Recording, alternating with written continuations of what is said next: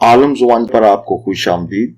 और English to Urdu vocabulary section में लफ्ज है शाय, SHY, shy.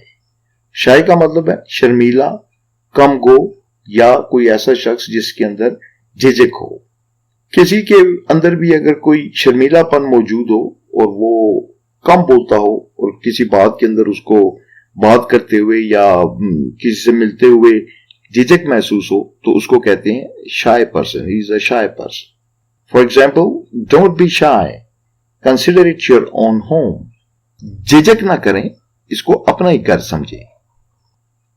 She was feeling shy to come in front of him, वो उसके सामने आते हुए झिझक रही थी या शर्मा रही थी। If you feel shy during the interview you will not get the job, अगर आप इंटरव्यू के दौरान शर्माएंगे या झिझक शो करेंगे तो आपको जॉब नहीं मिलेगी।